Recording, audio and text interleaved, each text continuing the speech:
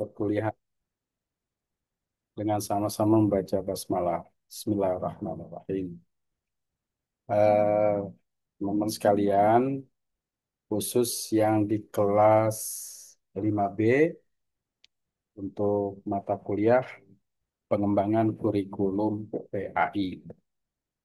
Sebelum kita masuk kepada materi inti yang disampaikan pada kesempatan kali ini, kita lihat dulu kelas kita ya, terutama kelas yang ada di e-kampus.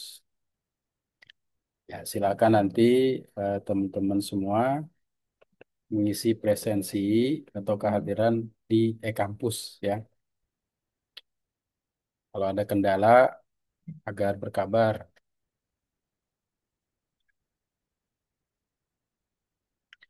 Nah, jadi kemudian di e-kampus ini ada materi yang sudah disampaikan ya. Materi di pertemuan yang keempat ya sekarang ini.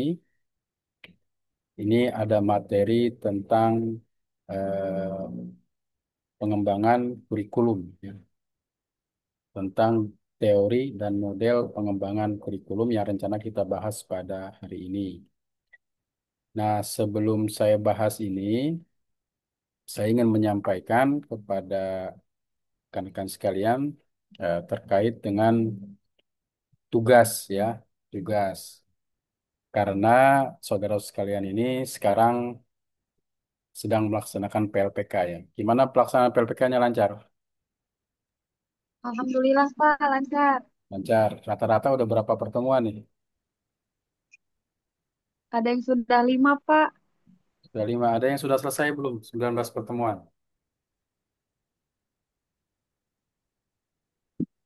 Belum ada ya. Jadi kalau Belum ada, Pak. sudah 19 pertemuan, ya tetap ya, melaksanakan PLPK sampai dengan akhir semester ini. Nah, saya ingin menyampaikan terkait dengan tugas dari mata kuliah ini. Mata kuliah ini adalah pengembangan kurikulum yang terintegrasi ya, terintegrasi dengan tugas pelaksanaan PLPK. Apa sih tugasnya? Coba kita lihat ya. Nanti saudara bisa klik link tautan yang ada di kelas. Nah, di sini ada jenis tugasnya. Ini sudah pernah saya jelaskan belum? Jadi kan agak Islam Per- Pernah ya? Pernah saya jelaskan ya? 15.04 tuh baru. Ntar ada lagi jam 7. Ya, Tapi kalaupun belum, saya akan mengingatkan kembali ya. Saya akan mengingatkan kembali terkait dengan tugas mata kuliah pengembangan kurikulum yang disertakan dengan pelaksanaan tugas PLPK. Nah, tugasnya ada di template tugas ini. Apa yang saudara kerjakan? Ya, yang saudara kerjakan mulai dari menganalisis kurikulum yang ada di sekolah. Ya, nanti dilihat linknya itu, template-nya ini, ya, yang harus disampaikan. Kemudian kajian yang kedua, kajian kompetensi inti dan kompetensi dasar yang ada di satuan pendidikan. Nah, template-nya ini ya, 1 sampai 6, ada poin-poinnya dari mulai mata pelajaran, kemudian eh, hubungan KI dan KD dan seterusnya. Terus juga ada tugas ketiga tentang pemetaan capaian pembelajaran, tugas keempat dan seterusnya. Nanti saudara pelajari ya tugas-tugas terkait dengan template itu. Kalau sudah dikerjakan tugasnya, jangan lupa untuk mengirimnya di tautan itu. Tulis nama, tulis email, NIM-nya, kelasnya. Nah, tugasnya saudara upload di sini. Ya klik, nanti ambil dan upload di sini ya. Itu terkait dengan tugas yang disertakan pada mata kuliah ini dan juga disertakan pada kegiatan PAPK. Dari tugas ini ada yang ditanyakan nggak kira-kira? Sudah paham?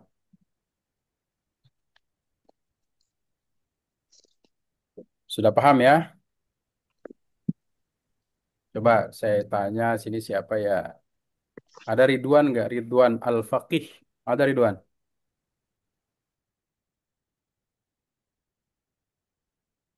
Ya Pak Hadir, hadir Ya. Pak Hadir.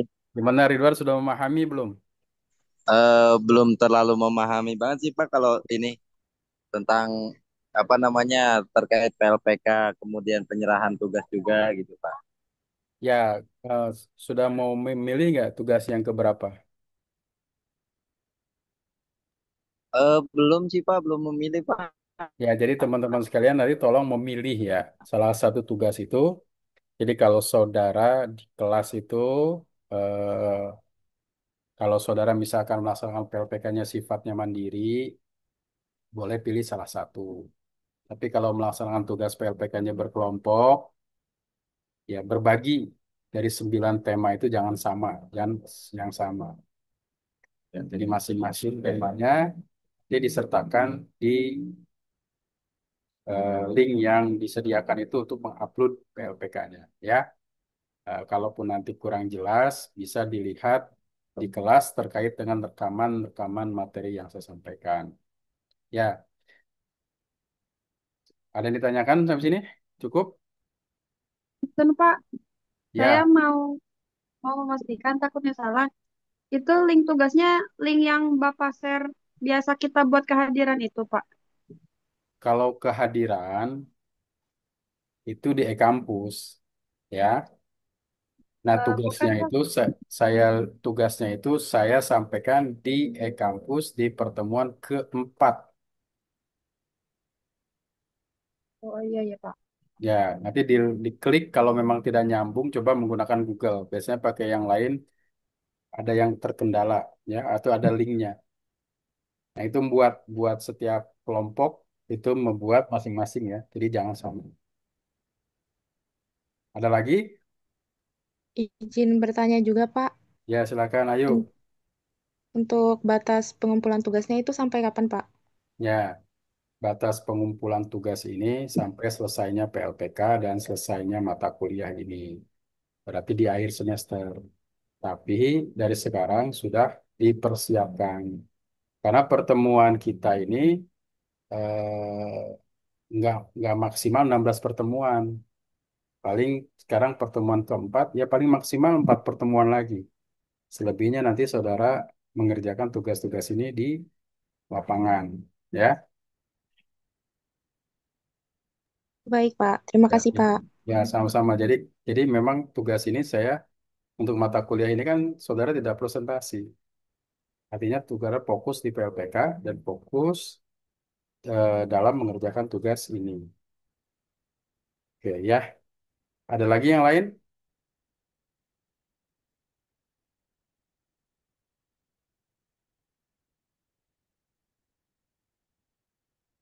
Cukup ya terkait dengan tugas. Kalau saudara belum memahami, silahkan nanti bertanya atau nanti silahkan bisa menghubungi saya, bisa di melalui WA atau lainnya, ya. Baik, Pak. Ya. Nah, sekarang kita mencoba belajar terkait dengan mana materinya ya. Sebentar,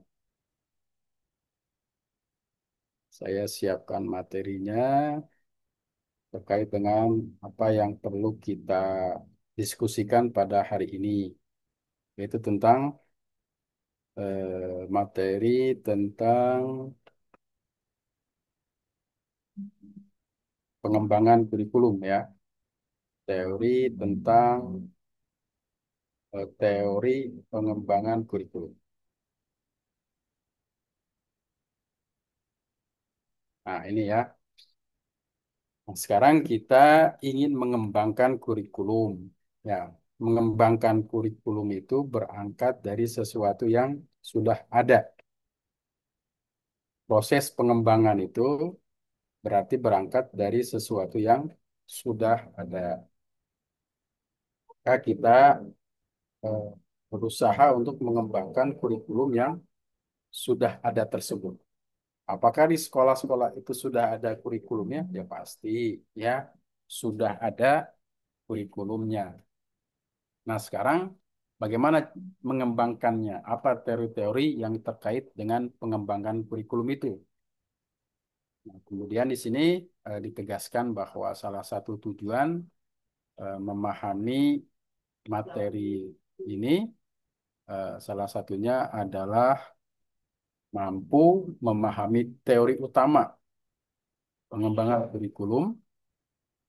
Jadi setelah belajar ini, saudara mampu memahami teori pengembangan kurikulum, kemudian juga mampu membandingkan model populer, merumuskan langkah-langkah pengembangan kurikulum berbasis kompetensi atau menerapkan pada konteks-konteks mata kuliah atau pelajaran-pelajaran PAI.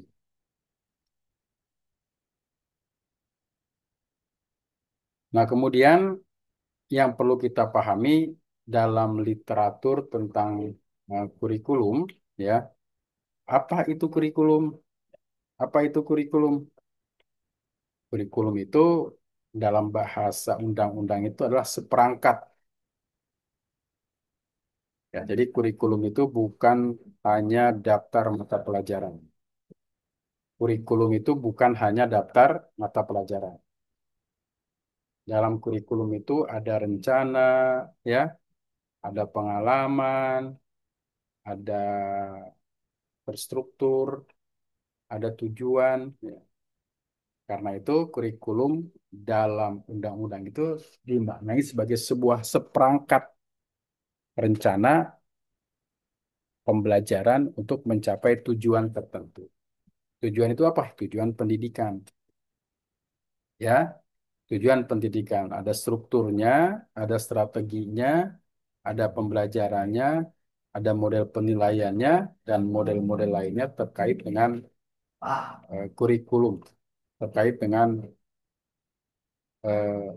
kurikulum yang akan kita kembangkan.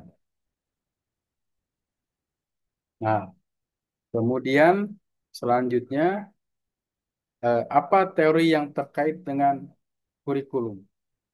Pertama, ada teori yang dikembangkan oleh Ralph Tyler atau Tyler Rationale. Ya, apa yang dikembangkan? Yang dikembangkan dari inti teori ini adalah mulai dari tujuan pendidikan, kemudian pengalaman belajar, susunan kegiatan, evaluasi. Nah, ini merupakan siklus yang dikemukakan oleh Ralph Tyler, ya, di mana ketika kita ingin mengembangkan kurikulum, maka yang harus kita lalui adalah dari tujuan. Apa sih tujuannya? Apa sih tujuan pendidikan itu? Apa sih pengalaman yang diberikan agar dia mencapai tujuan? Apa sih kegiatan-kegiatannya untuk mencapai tujuan tersebut? Ya, jadi dia menekankan mengapa kurikulum dibuat dan dihubungannya dengan tujuan evaluasi. Nah, ketika kita menerapkan teori ini, maka kita harus memahami tujuannya dulu. Nah, kemudian selanjutnya ada Hilda Taba atau dia menggunakan model induktif atau grassroots. Apa teorinya? Perancangan kurikulum dapat dimulai dari guru, bottom up, ya dari bawah.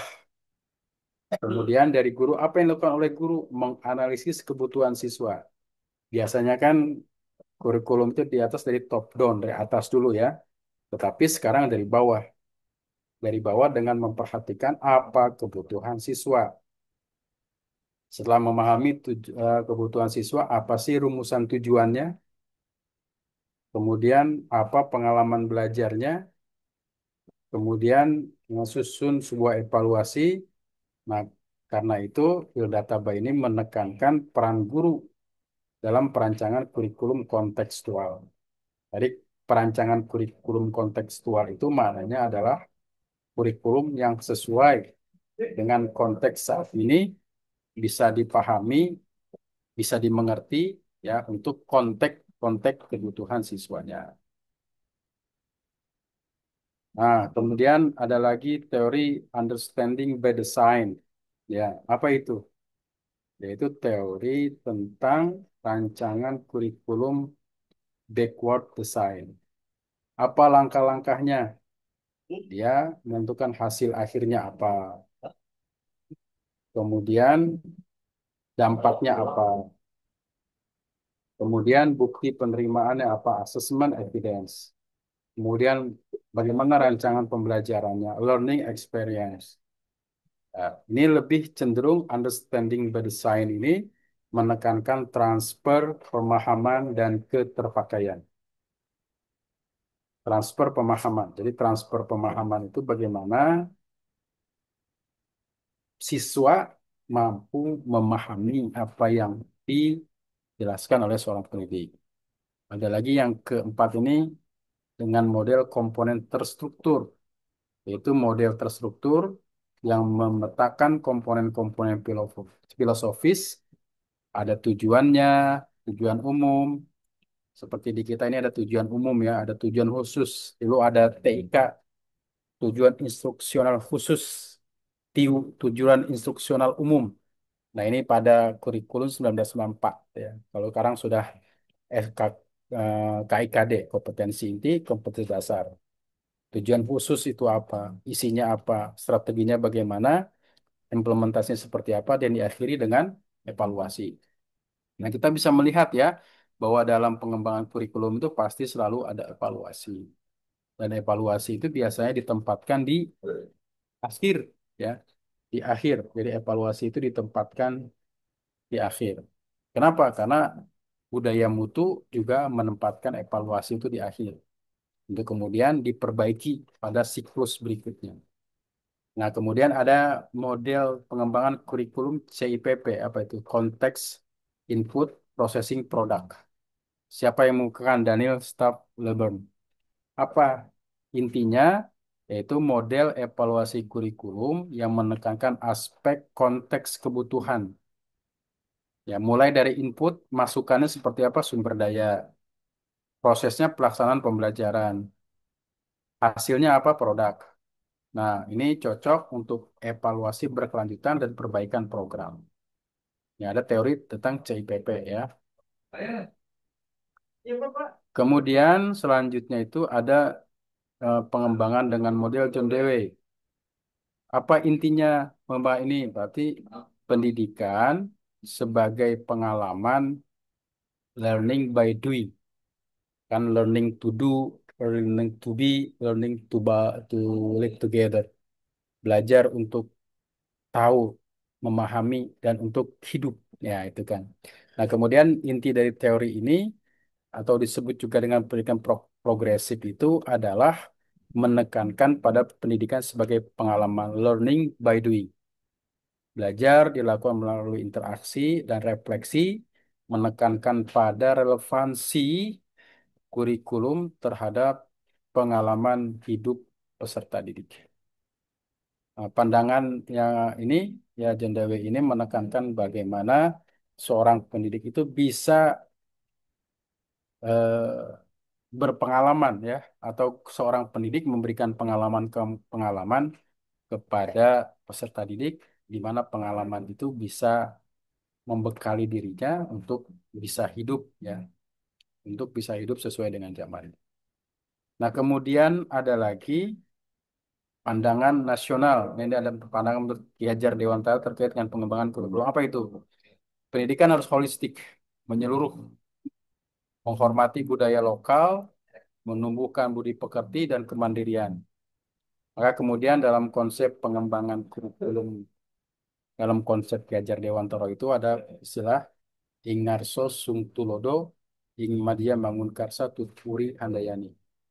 Ya, kita bisa memberi contoh, di depan kita bisa memberi contoh, memberi dorongan, memberi motivasi, dan memberi terkait dengan bagaimana seorang peserta didik mampu mengimplementasikan tujuan dari pembelajaran itu. Nah, ini relevan ya untuk perancangan kurikulum PAI yang berakar pada budaya. Misalkan pengembangan kurikulum PAI berbasis multikultural itu bisa digunakan dengan model-model ini. Nah, kemudian yang kedelapan ini ada model pengembangan kurikulum dalam perspektif pandangan Islam. Ya, gitu. Dia mengatakan yang dipandang oleh Imam Al-Ghazali bahwa pendidikan Islam itu menekankan kombinasi antara pengembangan pengetahuan atau ilmu dan pembentukan akhlak moral dan etika. Jadi dalam teori ini pengembangan kurikulum ya itu diharapkan untuk mengembangkan sesuatu yang terkait dengan moral, dengan adab, dengan akhlak. Nah, tujuannya adalah agar terjadi eh, orang semakin pintar, akhlaknya semakin baik. Karena dalam pendidikan Islam, adab selalu diutamakan dibanding ilmu. Bahkan ada dalam Islam itu dengan konsep berkah ya, berkah. Jadi orang belajar itu akan mendapat kebaikan kalau diawali dengan keberkahan dari gurunya. Nah, ini ya. Nah, kemudian ini ada perbandingan singkat terkait dengan model-model di mana saudara bisa pelajari dan kemudian langkah-langkah praktis ya mengembangkan kurikulum ini ada analisis konten kebutuhan. Bagaimana analisis konteks kebutuhan ini berupa kegiatan yang di dalamnya berisi tentang dokumen-dokumen standar keputusan Menteri Agama atau KMA terkait dengan profil lulusan. Ya, lulusan MI apa, Sanawiyah apa, MA apa. Ini terkait dengan kompetensi-kompetensi lulusan. Nah, kemudian juga ada juga yang langkah kedua, penetapan tujuan kompetensi intended learning outcome. Kalau tadi menentukan analis kegiatan kajian dokumen standar, kalau ini terkait langkah dua itu adalah penetapan tujuan, yaitu berupa kegiatan-kegiatan yang di dalamnya terdapat bagaimana intended learning outcome, penetapan tujuan atau kompetensi-kompetensi. Dan langkah tiga itu ada pemilihan struktur kurikulum. Nah, saudara sering melihat kan struktur kurikulum. Bahkan pemerintah pun sudah memiliki struktur kurikulum minimal yang harus diterapkan di setiap satuan pendidikan. Namanya kurikulum minimal eh, itu ya harus diterapkan tidak boleh dikurangi, tapi kalau ditambahkan itu sangat memungkinkan. Nah, ini langkah-langkah ya terkait dengan bagaimana evaluasi dilakukan. Nah, ini ada referensinya, saudara bisa mempelajari ini sebagai bagaimana kita mengembangkan kurikulum. Oke, sampai sini jika ada hal-hal yang ditanyakan, disilahkan. Mungkin ada ditanyakan. Kalaupun saudara tidak memahami, ya silahkan dipelajari untuk bagaimana mampu dan memahami pembelajaran ini dengan baik. Kira-kira sampai sini ada yang ditanyakan? Oke, kalau memang tidak ditanyakan, saya cukupkan dulu. Saya berharap teman-teman tetap belajar ya di apa namanya materi-materi yang ada di kelas dan juga jangan lupa untuk bisa mengembangkan pengembangan kurikulum ini dalam konteks sedang melaksanakan kegiatan PLPK. Ya, terima kasih atas perhatiannya. Mohon maaf atas segala kekurangan. Saya izin dulu. Akhirul kalam. Assalamualaikum warahmatullahi wabarakatuh. Waalaikumsalam warahmatullahi wabarakatuh. Waalaikumsalam warahmatullahi Jangan lupa wabarakatuh. untuk Terima kehadiran. kasih, Bapak. Sama-sama ya, saya izin duluan.